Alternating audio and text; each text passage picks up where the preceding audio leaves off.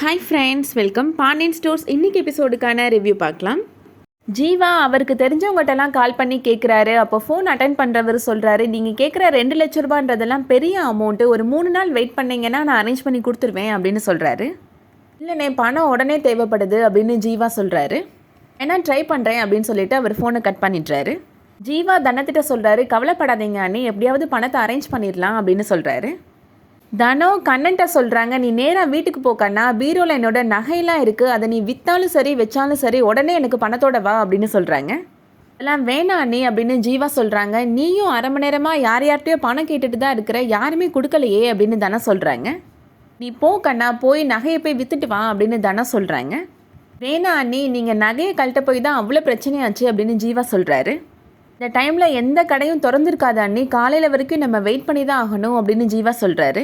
நீங்கள் நம்பிக்கையோடு இருங்க அண்ணி, நான் எப்படியாவது 1 மணி நேரத்தில் பணத்தை ரெடி பண்ணிடுறேன் அப்படின்னு ஜீவா சொல்கிறாரு.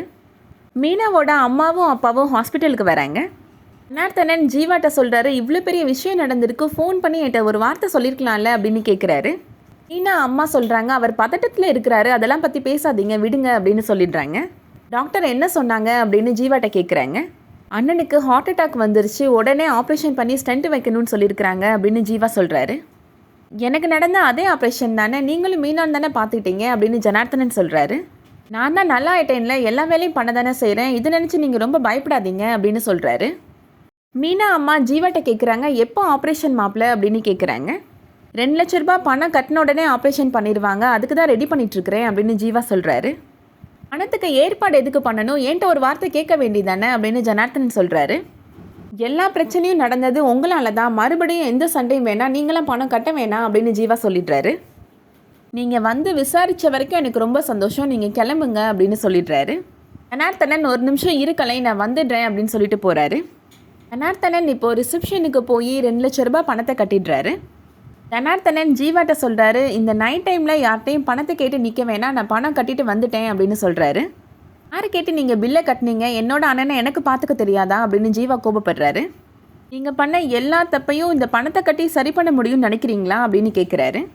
ஜனார்த்தனன் சொல்கிறாரு, மூர்த்தியோட உயிர் சம்மந்தப்பட்ட விஷயம், கையில் காசை வச்சுட்டு என்னால் வேடிக்கைலாம் பார்த்துட்ருக்க முடியாது அப்படின்னு சொல்கிறாரு. ஜனார்த்தனன் சொல்கிறாரு, உங்கள் கோபத்தெல்லாம் மூட்டை கட்டி வைங்க, ஏதோ ஒரு 3வது மனுஷன் உதவி பண்ணாருன்னு நினச்சிக்கோங்க அப்படின்னு சொல்கிறாரு. இன்னும் அம்மாவும் சொல்கிறாங்க, தயவு செஞ்சு கோவப்படாதீங்க மாப்பிள்ள, இப்போ நீங்கள் ஃபோனில் பேசி யாரோ பணம் கொடுத்தாங்கன்னு நினச்சிக்கோங்க அப்படின்னு சொல்கிறாங்க. ஜீவா இப்போ உள்ளே வராரு. தனம் ஜீவாட்ட கேட்குறாங்க, என்னாச்சுடா, பணம் கிடச்சிச்சாடா அப்படின்னு கேட்குறாங்க. எனக்கு தெரியாமலே மீனாவோட அப்பா வந்து பணத்தை கட்டிட்டாரு அப்படின்னு ஜீவா சொல்கிறாரு. அவர் எப்படி பணத்தை கட்டினாரு அப்படின்னு கேட்குறாங்க தனம். அன்னை விஷயத்த மீனா தான் சொல்லிப்பா போல அப்படின்னு சொல்கிறாரு ஜீவா. இருக்கிற பிரச்சனை பத்தாதா அப்படின்னு தானே சொல்கிறாங்க. இது நான் அவர்கிட்ட வாங்கின கடனாக தான் பார்க்குறேன், வட்டியோடு நம்ம திருப்பி கொடுத்துடலாம் அண்ணி அப்படின்னு சொல்கிறாரு ஜீவா. டாக்டர் இப்போ ஆப்ரேஷன் பண்ணுறதுக்கு உள்ளே போகிறாரு. தனம் வெளியில் நின்றுட்டு எனக்கு ரொம்ப பயமாக இருக்குது அப்படின்னு சொல்லிட்டுருக்குறாங்க. கண்ணன் தனத்திட்ட சொல்கிறாரு, கதிரண்ணன்ட்ட விஷயத்த சொல்ல வேணாமா அண்ணி, விஷயம் தெரிஞ்சால் கண்டிப்பாக அண்ணன் ஓடி வந்துடும் அப்படின்னு சொல்கிறாரு. அண்ணன்ட்ட தனம் சொல்கிறாங்க, நீ ஃபோன் பண்ணி விஷயத்த சொல்லு கண்ணா அப்படின்னு சொல்லிடுறாங்க. அண்ணன் கதிர்க்கு கால் பண்ணுறாரு, ஆனால் அவர் ஃபோன் அட்டன் பண்ண மாட்டேன்றாரு.